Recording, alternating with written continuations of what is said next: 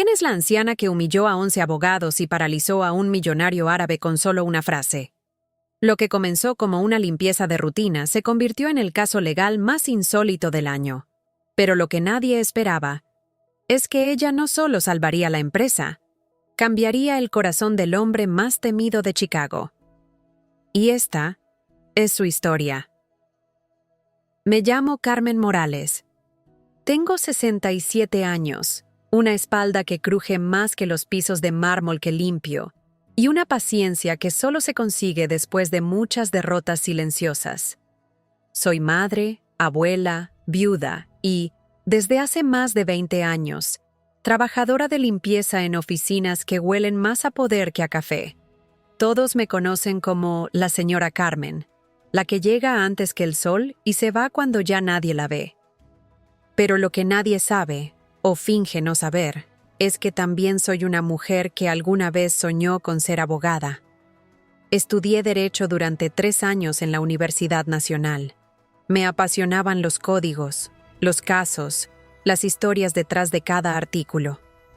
Pero la vida, con su maestría en caos, me obligó a elegir, seguir estudiando o poner comida en la mesa para mi hija.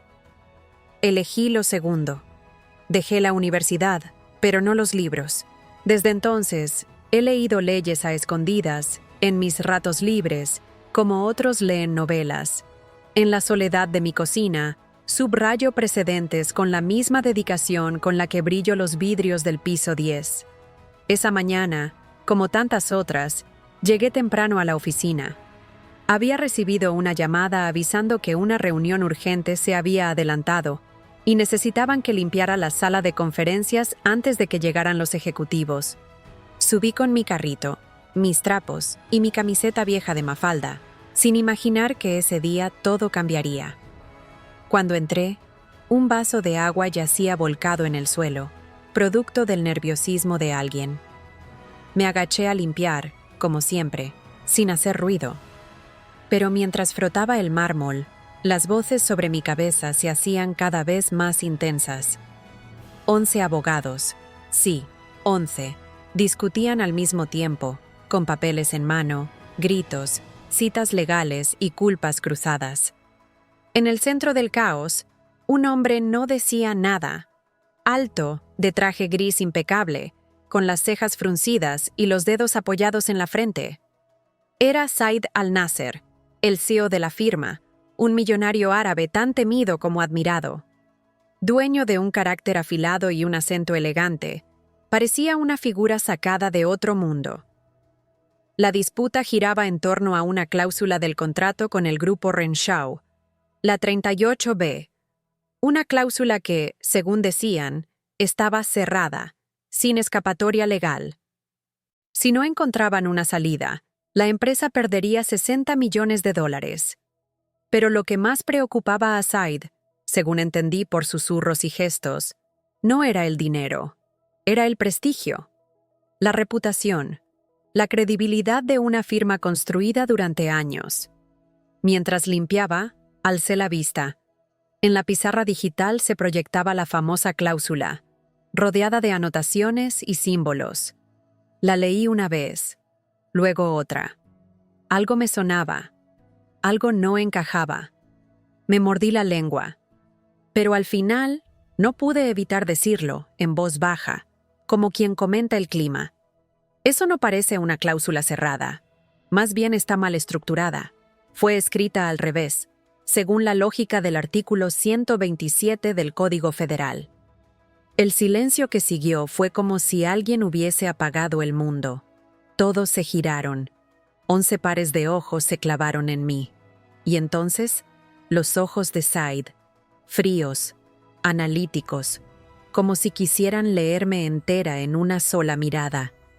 ¿Cómo dijo? Preguntó con una voz que no sabía si era de curiosidad o de amenaza. Me incorporé despacio. Guardé el trapo en el balde. No me encorvé ni bajé la mirada. La redacción se basa en un párrafo condicional de la sección 14, pero contradice directamente el artículo 127. Eso abre una puerta legal por ambigüedad estructural. Si se argumenta bien, es anulable. como en el caso Garvin contra Dakota Energy, 2019. Una de las abogadas bufó. Otro soltó una risa nerviosa, pero Said dio un paso al frente. ¿Cómo sabe eso? Lo leí. En casa tengo los libros del profesor Marchesi. Me los regaló un vecino que era catedrático. Leo un capítulo cada noche, después de acostar a mi nieto. ¿Estudió Derecho? 3 años. Me faltaba uno para recibirme, pero tuve que dejar. Prioridades. El título no llegó, pero el amor por la ley nunca se fue. Said cruzó los brazos. Repita su análisis, detalladamente. Solté una risa corta. La cláusula 38b se sostiene en un condicional que entra en conflicto directo con un artículo superior. El lenguaje no es preciso. La jurisprudencia permite impugnarla por falta de claridad interpretativa, especialmente si se apoya en precedentes como Garvin versus Dakota o incluso Torres contra Infinity Holdings, si se toma el enfoque literalista. Said se giró hacia los abogados. ¿Alguien aquí mencionó esos casos? Nadie respondió. Solo hubo silencio y un par de miradas incómodas. Señora Morales, dijo de pronto, volviéndose hacia mí. ¿Puede acompañarme a mi oficina? ¿Y el piso? Todavía está mojado. Que los abogados lo rodeen, respondió sin siquiera mirar atrás. ¿O eso también lo tienen que consultar en Harvard? Me quedé unos segundos en silencio. Luego, empujé mi carrito hacia la puerta. No sabía si me estaban castigando o ascendiendo. No era la primera vez que alguien me miraba con sorpresa, pero sí era la primera vez que un millonario con nombre de leyenda árabe me pedía que lo siguiera a su oficina después de una reunión llena de egos y títulos colgados en la pared. Caminé en silencio por el pasillo alfombrado, empujando mi carrito hasta dejarlo fuera de una puerta de madera oscura. No porque me lo ordenaran, sino porque entendí que no venía como señora de limpieza. No en ese momento. La oficina de Said Al-Nasser era tan elegante como él. Muebles minimalistas, luz suave, estantes llenos de carpetas perfectamente alineadas. Había silencio, pero no del incómodo. Era el silencio de los lugares donde todo se mide con precisión. Él se acercó a su escritorio, desbloqueó una tablet y la giró hacia mí. Esta cláusula fue tomada de un contrato de fusión entre 2 empresas energéticas en Florida, me dijo sin rodeos. Uno de mis abogados cree que puede servirnos de modelo. ¿Qué opina? Me senté con cuidado, sintiéndome fuera de lugar en esa silla de cuero que crujía bajo mi peso y mi ropa gastada. Leí el texto en la pantalla. Había tecnicismos, subjuntivos y ambigüedades tan enredadas como las excusas de un político en campaña. Sirve, respondí, pero para confundir al lector es una trampa, y ni siquiera una buena. Explique eso. La frase transferencia de responsabilidad contractual aparece antes de la cláusula condicional. Eso contradice el artículo 21 del Código Civil. Un juez con buena memoria lo vería como omisión intencional. Said me miró con los brazos cruzados, sin sonreír, pero algo en sus ojos había cambiado.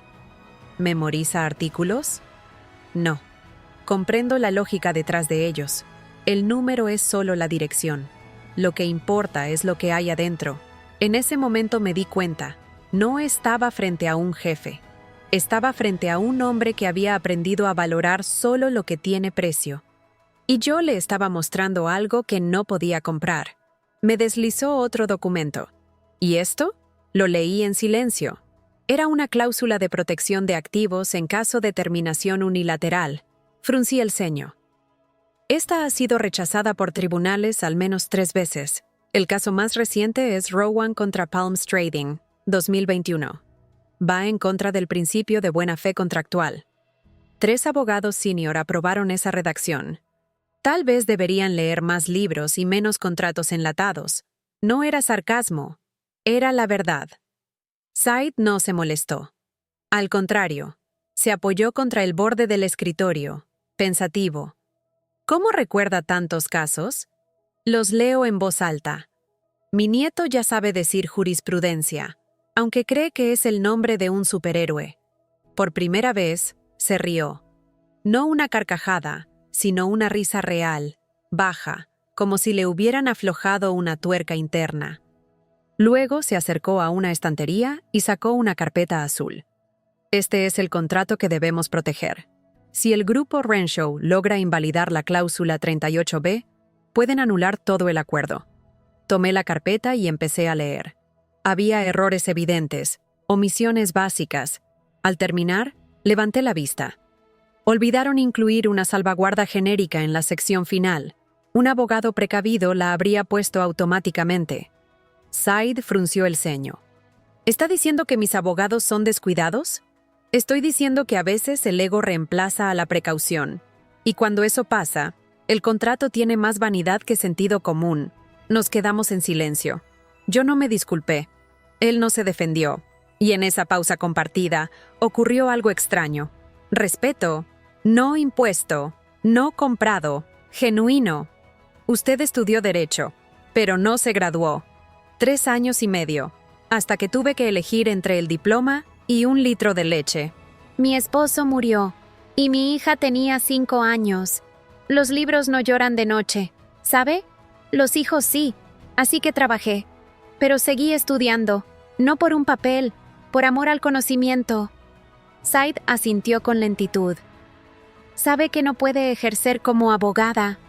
Lo sé, no voy a firmar nada ni presentarme en un juzgado, pero puedo observar, puedo pensar y sugerir. Él se giró hacia la ventana, miró la ciudad, pero su expresión era de alguien que veía otra cosa, algo nuevo, o alguien. La necesito, dijo sin mirarme, pero nadie puede saberlo.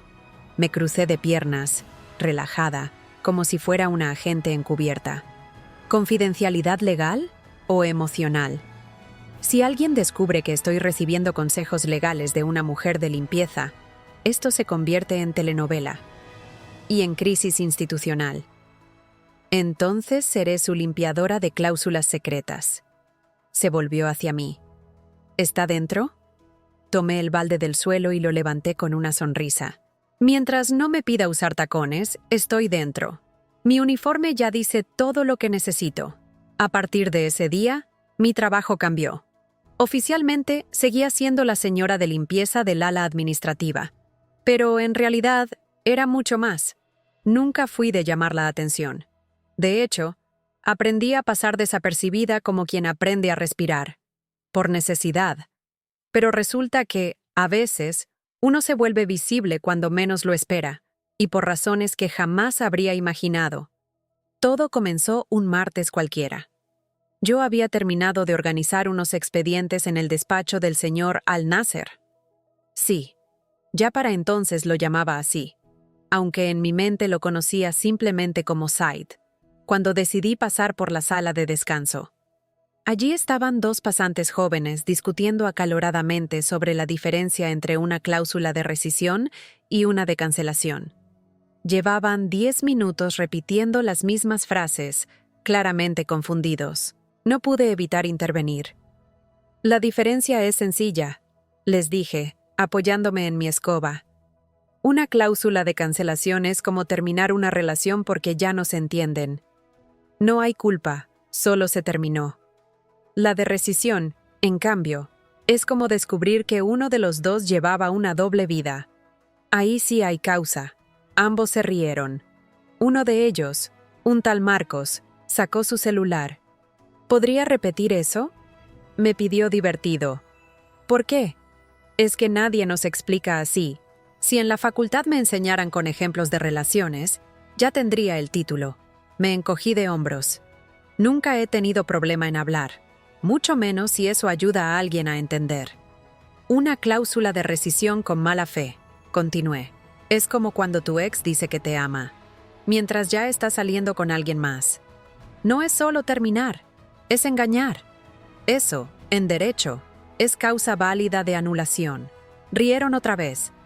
Yo me despedí con un gesto de mano y seguí mi camino, sin saber que aquella conversación estaba siendo grabada. Esa misma tarde, El video apareció en TikTok con el título POV. La señora de limpieza te enseña derecho mejor que tu profesor de Harvard. A las 2 horas ya tenía 50,000 visualizaciones. A las 4, 200,000. Cuando me fui a dormir, sin saber nada, el contador marcaba más de 500,000. El día siguiente fue una película.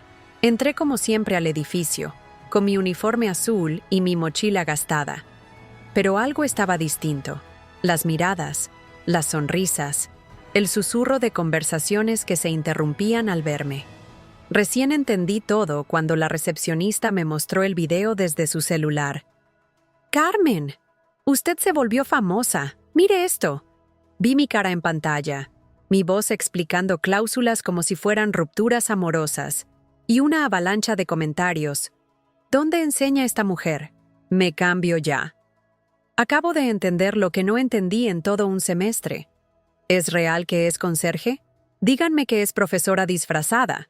Me reí, no porque me creyera especial, sino porque el mundo es extraño. Pasé años leyendo a escondidas, subrayando libros con una linterna, y ahora me volví viral por explicar lo que me apasiona, con humor. Pero no todos lo tomaron igual. Una hora después, Said me llamó a su oficina. Entré tranquila, sabiendo que venía una conversación seria.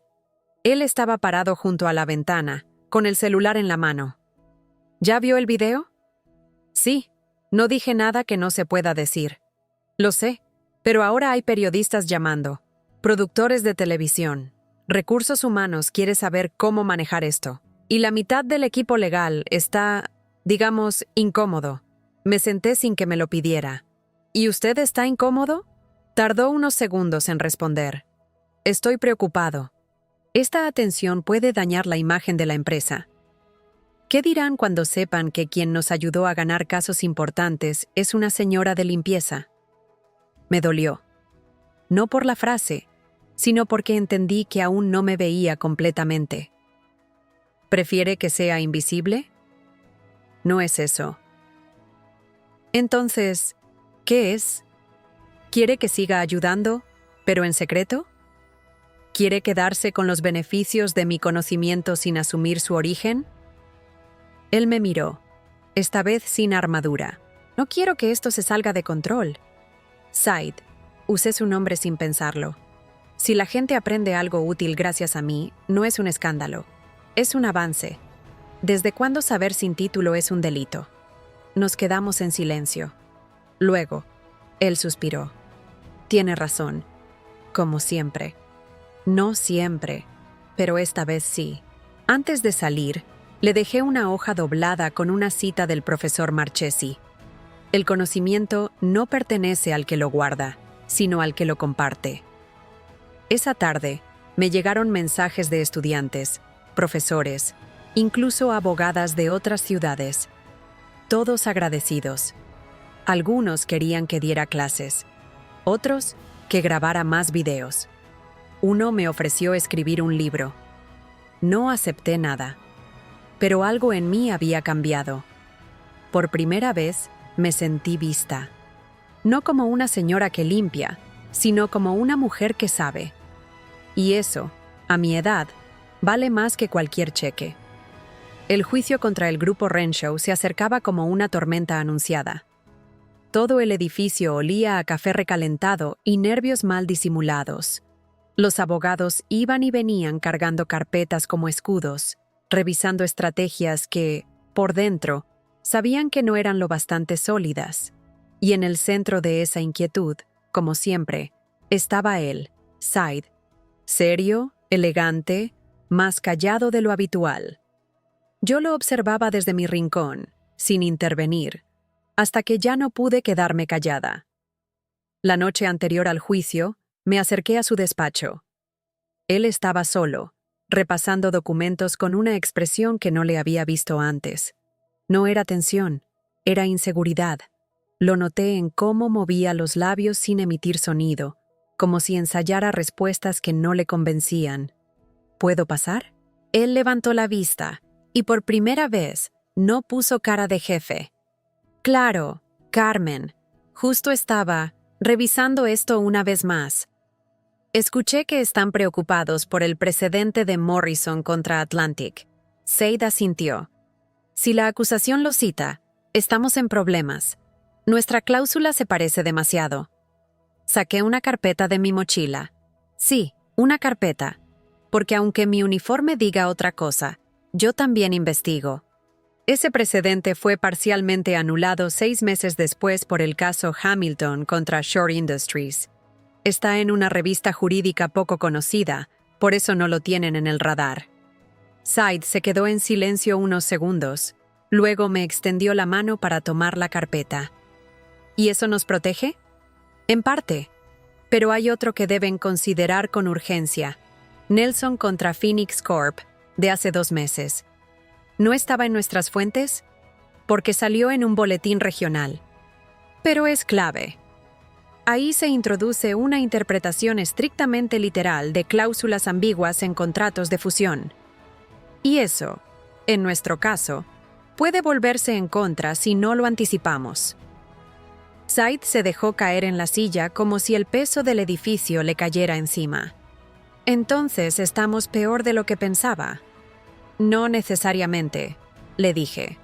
Hay una salida. Fitzgerald contra Morgan Stanley, 1987. Es antiguo, pero se sostiene, y es perfecto para nuestro contexto. Pasamos las siguientes 2 horas rearmando toda la estrategia. Le mostré los fragmentos relevantes, le propuse un nuevo enfoque argumentativo, y lo hice repetir su exposición en voz alta. Al principio se tropezaba, pero luego, poco a poco, recuperó esa firmeza que lo volvía temido en las salas de negociación. Antes de irme, me detuve en la puerta. Said, mañana no estaré contigo en la mesa, pero estaré presente. Lo sé. Y si ganamos esto, será gracias a usted. No, gracias a que finalmente me escuchó. La mañana del juicio, la sala del tribunal estaba repleta. Medios, estudiantes, curiosos. No por el caso, sino por la historia detrás del caso, como decían los titulares. La limpiadora que asesoró al CEO más implacable de Chicago. Yo me senté al fondo, con ropa sencilla, sin maquillaje, con mi libreta y un bolígrafo. Said abrió la sesión con una exposición impecable, segura, clara, casi brillante. Usó todos los argumentos que trabajamos. Citó precedentes con precisión. Y por un momento, sentí que nada podía fallar. Hasta que la fiscal tomó la palabra. Su señoría, dijo con voz firme. La defensa se apoya en una interpretación cuestionable del caso Fitzgerald contra Morgan Stanley. Debo señalar que este fue parcialmente modificado por la reciente sentencia Torres contra Infinity Holdings. El corazón se me detuvo. Said parpadeó, y su rostro perdió color. Torres contra Infinity, un precedente que no habíamos considerado, y ahora era la carta sorpresa de la fiscalía. ¿Desea responder?, preguntó el juez. Said se levantó, pero se notaba perdido. Rebuscó entre sus papeles sin encontrar nada. Fue entonces cuando lo hice. Me puse de pie y, sin levantar la voz, le susurré desde el fondo. Artículo 127, párrafo 3. Modificación parcial, no total. Said me miró. Sus ojos me buscaron como si se aferraran a una cuerda en medio del mar. Asintió casi imperceptiblemente. Respiró hondo y volvió a mirar al juez. Su señoría, con todo respeto, quisiera aclarar que la sentencia Torres contra Infinity Holdings representa una modificación parcial del precedente citado. El propio artículo 127, párrafo 3, establece que las modificaciones parciales solo aplican al aspecto puntual cuestionado en el nuevo fallo. En este caso, se trataba de fusiones hostiles, no amistosas como la nuestra. Por lo tanto, la interpretación original de Fitzgerald sigue siendo válida y aplicable. La fiscal frunció el ceño. El juez asintió lentamente. La objeción queda desestimada. 2 horas después, ganamos. Unánimemente. La cláusula fue validada. El contrato quedó en pie. La firma salvó sus 60 millones. Y algo aún más valioso, su reputación. De vuelta en la oficina, mientras todos celebraban con brindis y abrazos, Said me buscó con una expresión distinta. No de superior, no de jefe, sino de alguien que había aprendido algo nuevo sobre lo que significa confiar. «Necesito hablar con usted», me dijo en voz baja. Entramos en su despacho. Cerró la puerta. «Usted me salvó la carrera hoy. Usted salvó la suya. Yo solo soplé al oído correcto». «No», insistió. «Esto no fue un favor. Fue una demostración de que usted no es una limpiadora con conocimientos. Es una profesional que merece reconocimiento. Quiero que sea mi asesora legal oficial, con sueldo, beneficios y la posición que merece». Me quedé en silencio unos segundos. Luego sonreí. «¿De verdad?» «Del todo. Entonces acepto, pero con una condición. Diga, nada de flores caras para celebrarlo. Si quiere darme algo especial, empiece una biblioteca para todos los que, como yo, fueron invisibles». Said sonrió. Y por primera vez, no vi al millonario. Vi al hombre. Yo no esperaba que la victoria en el juicio lo cambiara todo. Uno aprende, con los años, que los grandes triunfos a veces traen consecuencias pequeñas. Pero esta vez, lo que cambió no fueron las cifras ni los aplausos. Fue la manera en que Said empezó a mirarme. No con sorpresa, no con cálculo, sino con esa atención profunda que se reserva para lo valioso. Después del juicio, los días se volvieron más silenciosos. Los abogados bajaron el tono. Algunos me evitaban, otros me saludaban con respeto nuevo, incómodo. Said, en cambio, empezó a buscarme con más frecuencia. Ya no me dejaba notas. Venía en persona, me preguntaba cosas, me escuchaba. Y a veces, solo se quedaba en la puerta de mi nueva oficina. Sí, ahora tenía una. Como si necesitara estar cerca, aunque no supiera bien qué decir. Una tarde de viernes, recibí un sobre sin remitente. Adentro, una invitación impresa. Cena anual de Hassan and Lee. Se requiere vestimenta formal. Invitado de honor, usted. Me reí sola. Yo, invitada de honor, a una gala. Con trajes, copas finas y discursos. Pensé en no ir. Pero mi nieto, Miguel, fue claro. «Abuela, si no vas, van a pensar que no sabes caminar con vestido, y vos podés hacer cualquier cosa». Fui. Me compré un vestido azul oscuro, sencillo, sin brillos. Me peiné el pelo suelto y me pinté los labios con un rojo suave que no usaba desde mi juventud. Al mirarme al espejo, no me vi transformada. Me vi completa. Como si, después de tantas versiones de mí misma, por fin estuviera entera. El salón estaba lleno de gente importante.